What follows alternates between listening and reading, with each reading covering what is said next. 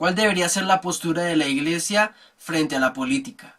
¿Debería la iglesia involucrarse en política? ¿Deberían haber partidos netamente cristianos? Hola, soy Joan y bienvenido a mi canal de opinión y pensamiento.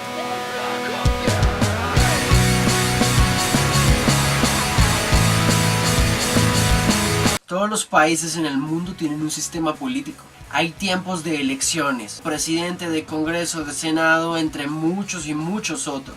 Pero específicamente en los países de habla hispana, nuestro sistema político en muchas ocasiones está muy caído. Y me han preguntado a mí como cristiano cuál debería ser mi posición frente a la política. Y creo que es un tema bastante controversial en muchos sectores de la iglesia. Por un lado, encuentro a cristianos supremamente conservadores que se encierran tanto que se enajenan del mundo exterior.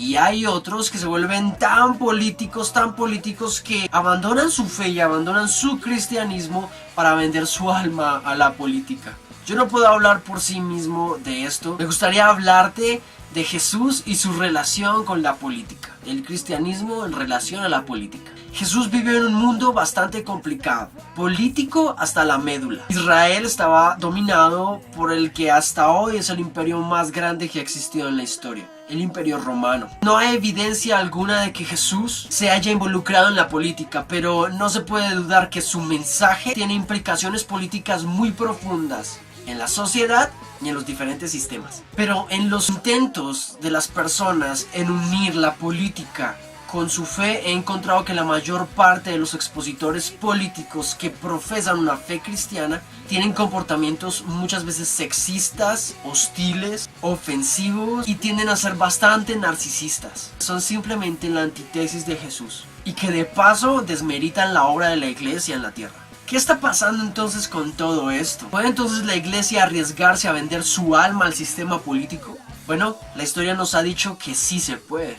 Europa es el ejemplo más claro. Muchos dejaron su fe en la Edad Media cuando la iglesia tomó la espada junto al Estado. Desde ese entonces y a partir de esos hechos históricos, muchos asocian a la iglesia con las guerras. De hecho, es uno de los argumentos más fuertes que tienen las personas en contra de la iglesia. Cuando Jesús nace en encubierto, empieza un choque entre dos reinos. El reino de Dios por venir y el reino de Herodes que estaba establecido en la tierra. Pero estos dos personajes, tanto Herodes en su reino como Jesús en su reino por venir, nos proponen cosas diferentes. Herodes se conocía por ser muy sanguinario.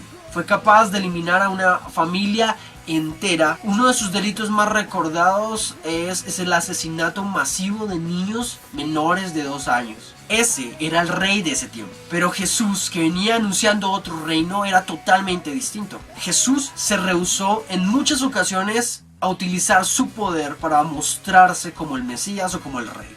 Él buscó alejarse de la fama y de los títulos como pudo. Evitó legislar moralidad. Y en ese mismo contexto, habían varios grupos que también anunciaban sus propias ideas. Estaban, por ejemplo, los celotes, los fariseos, los saduceos, los esenios, los herodianos. Varios grupos anunciaban y proclamaban una forma diferente de gobernar. Algunos eran guerreristas, otros eran muy pacifistas, otros muy conservadores. De hecho, muy parecido a nuestros tiempos actuales, ¿no? Y lo más curioso de esto es que Jesús no se pronuncia a favor de ellos y ni siquiera insinúa pensar igual que ellos. ¿Por qué? Que empieza desde la raíz, desde lo bajo, desde el pueblo, desde el vulgo. Cosa que ha olvidado los sistemas políticos en muchos de los países hispanohablantes. Por ejemplo, Colombia. A Jesús le interesaba la gente y su forma de vivir. Propone un cambio desde la raíz, desde adentro. La mejor forma de influir en un mundo político teniendo a Jesús como referente es realzando la dignidad humana. Sí, esa dignidad que ha olvidado el sistema político. Reflejar a Jesús y sus comportamientos generarán más cambios que cualquier estructura política o filosófica. Básicamente, lo que Jesús estaba proponiendo era una destrucción creativa. Y el término destrucción creativa fue acuñado en 1942 por Joseph Schumpeter en su libro Capitalismo, Socialismo y Democracia. En este, Schumpeter básicamente decía que para cambiar la estructura económica había que destruirlo desde adentro. Curioso. Vaya coincidencia con Jesús. La historia nos enseña que la política es capaz de pervertir el cristianismo y viceversa. Porque la iglesia, cuando se vuelve netamente política, la gracia, el perdón y la misericordia se convierten en pleitos, en hostilidad y en rencor. Hay temas que dejaron de ser sagrados para la iglesia y se volvieron armas políticas. Si los creyentes representáramos mucho mejor a nuestro maestro, tal vez habrían cambios más profundos. C.S. Lewis dijo: apunta al cielo y recibirás la tierra por heredad. Apunta a la tierra y no recibirás ninguna de las dos. Debemos tener un equilibrio entre ambos sistemas. A Dios lo que es de Dios y al César lo que es del César. Una de las pocas referencias de Jesús sobre la política. Benigno Aquino, Martin Luther King, Mahatma Gandhi y muchos otros han comprobado que las ideas de Jesús trascienden en la política de un país. Así que por una parte, Jesús no es el Che Guevara de la liberación que la teología estaba buscando en Latinoamérica, pero tampoco es el Cristo anglosajón, capitalista y beligerante que muchos evangélicos muestran. Entonces, ¿cómo es Jesús?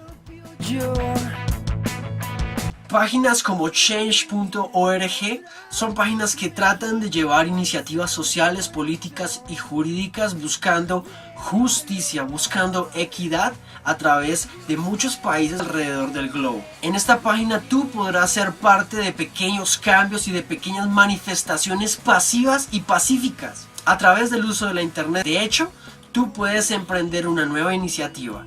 A Jesús honra.